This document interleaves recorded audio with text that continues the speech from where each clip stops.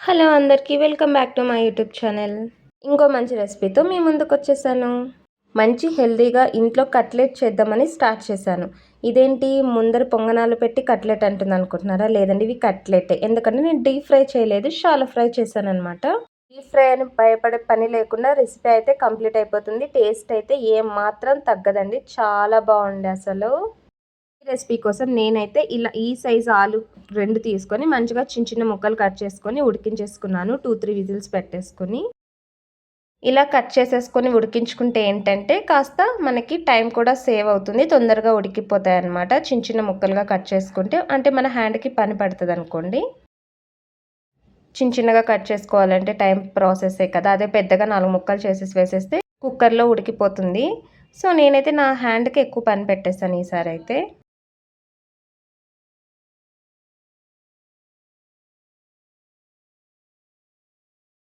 అయితే కట్ చేసేసుకున్నాం కదా, కుక్కర్లో వేసేసి మంచిగా ముక్కలు మునిగేదాకా వాటర్ వేసేసి ఉడికించేసుకుందాం. సాల్ట్ ఏం వేయట్లేదు నేను ఇక్కడ.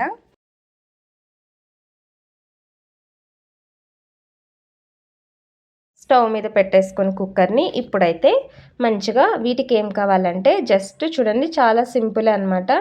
సో ఆనియన్స్ అయితే ఇలా సన్న ముక్కలుగా ఎంత వీలైతే అంత సన్నగా అయితే కట్ చేసుకోండి. ఇంకా 2-3 చిల్లీస్ కూడా వేసుకోండి, కారానికి మీకు తగ్గట్టు కారం. సో ఇంకా వెల్లుల్లి కూడా వేస్తున్నాను, ఇంకా కొత్తిమీర కూడా వేసుకోవాలి.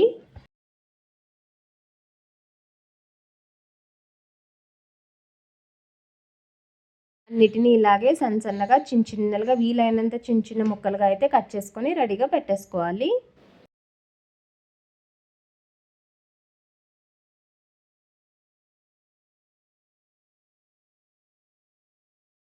మిర్చి సన్న ముక్కలు చేయడం అంటే పెద్ద టాస్కే కదా. అయినా సరే మంచి టేస్ట్ రావాలంటే పచ్చిమిర్చిని కూడా ఇలా కట్ చేసుకొని వేసుకుంటే చాలా బాగుంటుంది.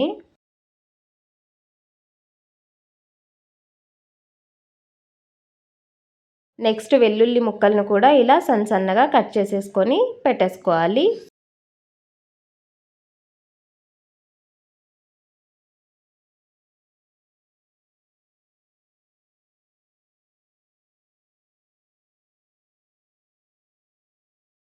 నెక్స్ట్ అయితే కొత్తిమీర కూడా, ఆనియన్స్ అయిపోయినాయి, వెల్లుల్లి అయిపోయింది, మిర్చి అయిపోయింది. నెక్స్ట్ కొత్తిమీరను కూడా సన్నగా కట్ చేసేసుకోవాలి.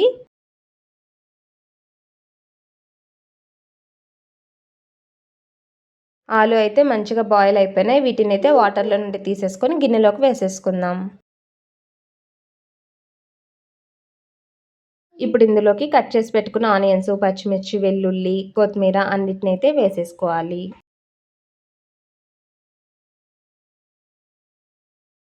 ఇందులోకి 1/2 టీ స్పూన్ కారం, 1/2 టీ స్పూన్ పసుపు, 1/2 టీ స్పూన్ సాల్ట్, ఇంకా గరం మసాలా, ఇంకా జీలకర్ర పొడి కూడా వేసేసుకోవాలి. కాస్త మిరియాల పొడి కూడా వేసుకోవాలనుకుంటే వేసుకోవచ్చు.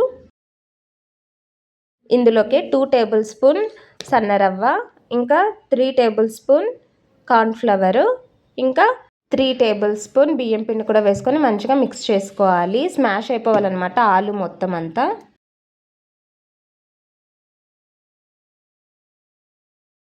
ఫస్ట్ మీరు ఆలుని స్మాషర్తో స్మాష్ చేసుకునైనా ఇవన్నీ యాడ్ చేసుకొని మిక్స్ చేసుకోవచ్చు, లేదంటే డైరెక్ట్ ఇలాగైనా కూడా చేసుకోవచ్చు. మంచిగా ఉడికిపోయినాయి కాబట్టి నాకు హ్యాండ్తో సరిపోతుందని నేనైతే ఇలా మిక్స్ చేస్తున్నాను. ఆలు ఇంకా మొత్తం స్మాష్ చేయకుండా చిన్న పీసెస్గా అక్కడక్కడ ఉంచేసానమాట. ఎందుకంటే హ్యాండ్తో చేస్తున్నా కాబట్టి నాకు తెలిసిపోతుంది, ఎందుకంటే తినేటప్పుడు అవి తగులుతుంటే ఇంకా బాగుంటుంది. ఆలు మొత్తం స్మాష్ చేసుకొని చేసుకుంటామంటే కూడా అది మీ ఇష్టం.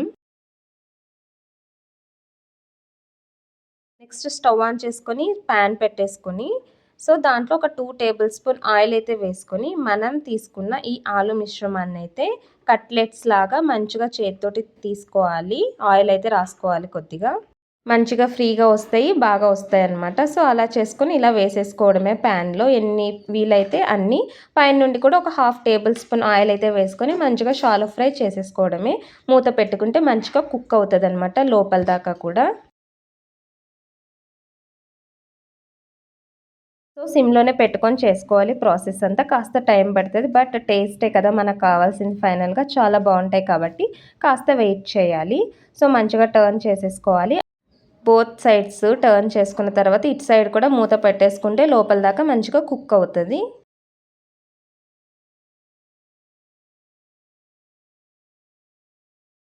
సో మంచిగా అయితే ఇవి కుక్ అయిపోయినాయి అనమాట. మంచిగా చాలా బాగుండే.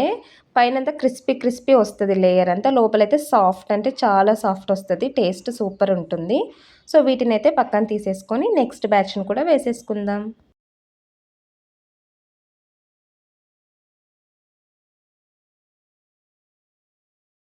సో నెక్స్ట్ అయితే అదే ప్యాన్లో ఇంకాస్త ఆయిల్ యాడ్ చేసుకొని మంచిగా వేసేసుకోవాలి. పిల్లలైతే చాలా ఇష్టంగా తింటారు. ఖచ్చితంగా ట్రై చేయండి. మంచిగా బ్రేక్‌ఫాస్ట్‌గా అవుతది తినడానికి. ఈవినింగ్ స్నాక్‌గా కూడా బాగా తినొచ్చనమాట. ఇక పైనుండి కూడా కాస్త ఆయిల్ వేసేసుకొని మూత క్లోజ్ చేసుకొని ఉడికించేసుకుందాం సిమ్‌లో పెట్టేసుకొని.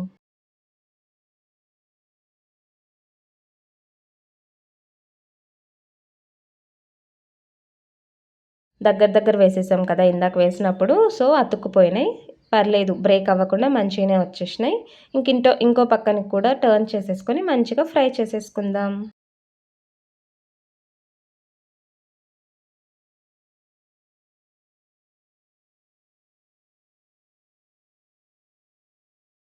షాలో ఫ్రైలో కట్లెట్ చేద్దామని స్టార్ట్ చేశా వంటయితే.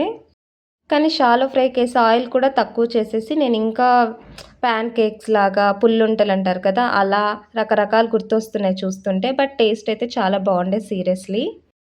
ఖచ్చితంగా ఈ ప్రాసెస్ ఒకసారి ట్రై చేయండి. చాలా బావుంటుంది. చాలా ఇష్టంగా తింటారు. మంచి టేస్ట్ ఉండే నిజంగా అసలు.